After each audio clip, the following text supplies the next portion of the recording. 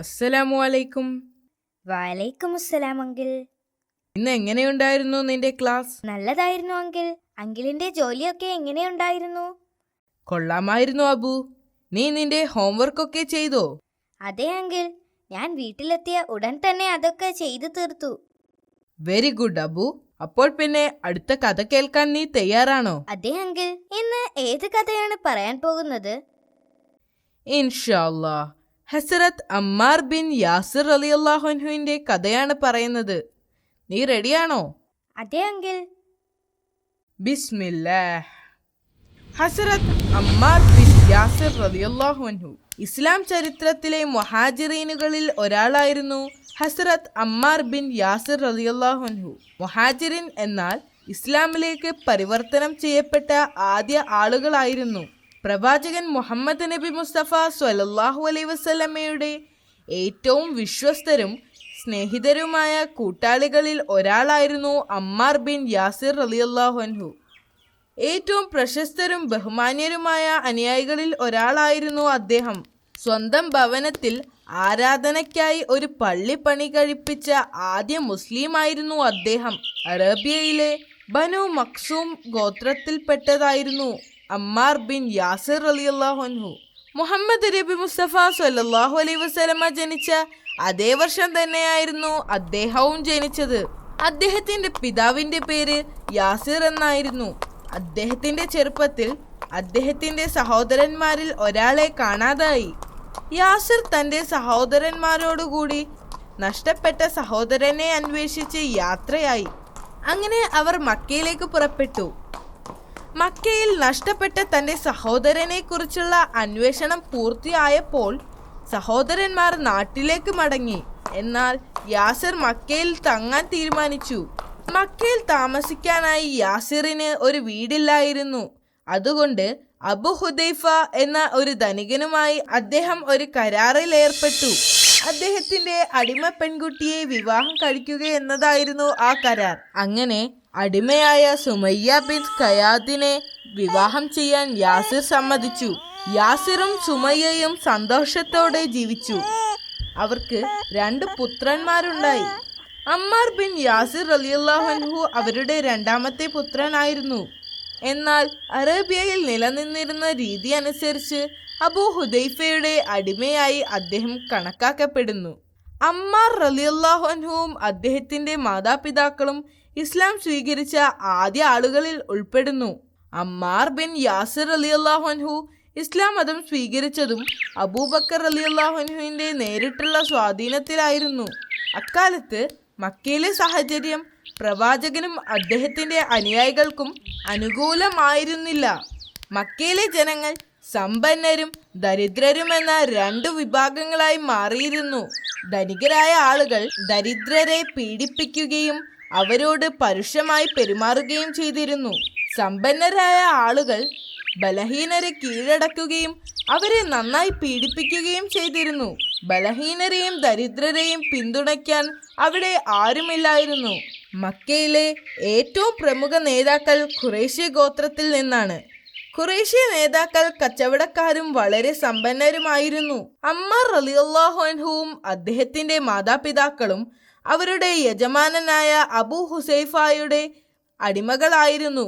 അബൂ ഹുസൈഫയുടെ മരണശേഷം അബൂജഹൽ എന്ന ഒരു സമ്പന്നൻ അമ്മാർ റളിയല്ലാഹു അൻഹുവിനെ കുടുംബത്തെയും അടിമകളാക്കി.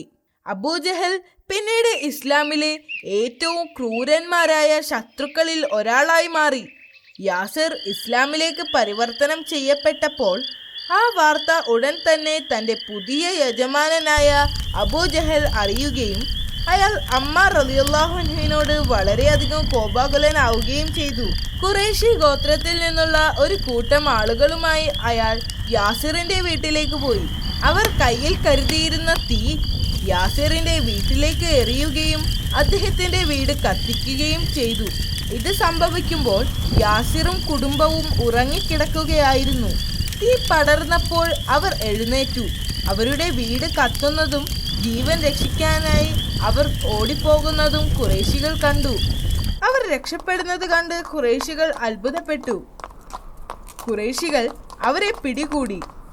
അവരെ മക്കയുടെ പുറത്തുള്ള മരുഭൂമിയിലേക്ക് കൊണ്ടുപോയി. യാതൊരു ദയയും കൂടാതെ അവർ അവരെ പീഡിപ്പിച്ചു.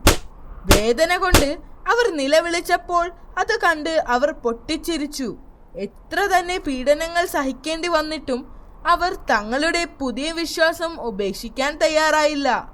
യാസിറും കുടുംബവും പ്രവാചകനോടുള്ള സ്നേഹം ഉപേക്ഷിക്കാൻ തയ്യാറല്ലെന്ന് കണ്ടപ്പോൾ അബൂജഹൽ അവരെ കൂടുതൽ ആക്രമിക്കാൻ തുടങ്ങി. അയാൾ വലിയ പാറക്കല്ലുകൾ എടുത്ത് അവരുടെ നെഞ്ചിൽ അടിക്കാൻ കൽപ്പിച്ചു. അദ്ദേഹത്തിന് ശ്വാസം വിടാൻ പോലും സാധിച്ചില്ല. എങ്കിലും അവർ തങ്ങളുടെ വിശ്വാസം അവരുടെ ഹൃദയത്തിൽ സൂക്ഷിച്ചു. സമയം ഉച്ചയായിരുന്നു. അബൂജഹലും അവന്റെ ആളുകളും യാസിറിനെയും കുടുംബത്തെയും ആ കത്തുന്ന വെയിലിൽ മരുഭൂമിയിൽ ഉപേക്ഷിച്ച് മക്കയിലേക്ക് മടങ്ങിപ്പോയി. വൈകുന്നേരം അബൂജഹലും അദ്ദേഹത്തിന്റെ ആളുകളും മടങ്ങിയെത്തി. അബൂജഹലായിരുന്നു ആ സംഘത്തെ നയിച്ചിരുന്നത്. അവരുടെ കയ്യിൽ നീണ്ട കുന്തങ്ങൾ ഉണ്ടായിരുന്നു. അവർ ആ കുന്തങ്ങൾ ഉപയോഗിച്ച് അവരെ ഉപദ്രവിച്ചു. അങ്ങനെ ചെയ്യുന്നതിൽ അവർ വളരെയധികം സന്തോഷം കണ്ടെത്തി.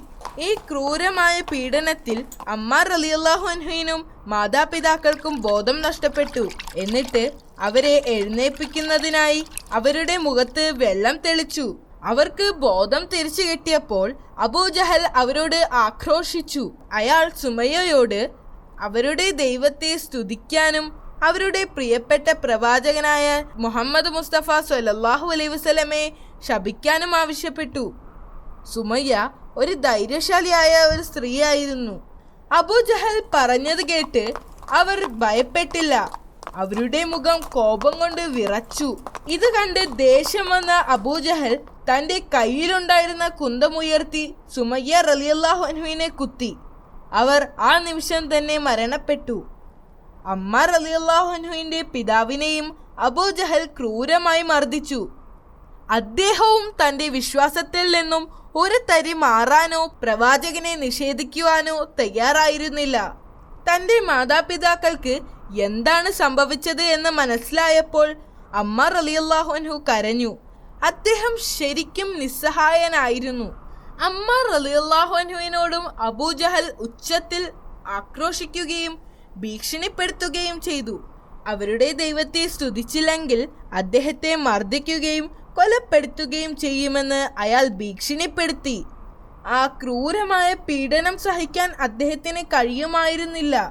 അങ്ങനെ അവരുടെ ദൈവത്തെ സ്തുതിക്കാൻ വൈമനസ്യത്തോടെ അദ്ദേഹം സമ്മതിച്ചു. അമ്മാർ റളിയല്ലാഹു അൻഹു അവരുടെ ദൈവത്തെ സ്തുതിക്കാൻ തുടങ്ങിയതോടെ അബൂജഹൽ അദ്ദേഹത്തെ സ്വതന്ത്രനാക്കുകയും പോകാൻ അനുവദിക്കുകയും ചെയ്തു. അവിടെ നിന്ന് അദ്ദേഹം പ്രവാചകനെ കാണാൻ യാത്രയായി. അദ്ദേഹം പ്രവാചകനെ വളരെയധികം സ്നേഹിച്ചിരുന്നു. തനിക്ക് പഴയ ജീവിതത്തിലേക്ക് തിരിച്ചു വരാൻ പ്രവാചകൻ തന്നെ സഹായിക്കുമെന്ന് അദ്ദേഹത്തിന് അറിയാമായിരുന്നു. ഓ അല്ലാ, ഈ കഥ കേട്ടപ്പോൾ എനിക്ക് ഭയങ്കര വിഷമം തോന്നുന്നു. അദ്ദേഹം എത്രമാത്രം കഷ്ടപ്പാടുകൾ സഹിച്ചു. അദ്ദേഹം ഒരുപാട് കഷ്ടപ്പാടുകൾ സഹിച്ചിട്ടുണ്ട്. പക്ഷേ അദ്ദേഹത്തിന്റെ ജീവിതം മാറ്റിമറിച്ച ഒരു സംഭവമായിരുന്നു അത്. ഭക്ഷണത്തിന് ശേഷം അമ്മാർ റളിയല്ലാഹു അൻഹുവിന്റെ കുറെ വിശദമായ കഥ ഞാൻ പറയാം. എന്തുകൊണ്ടാണ് അദ്ദേഹം ധാരാളം ആളുകൾക്ക് പ്രചോദനമായത് എന്ന് അപ്പോൾ നിനക്ക് മനസ്സിലാവും.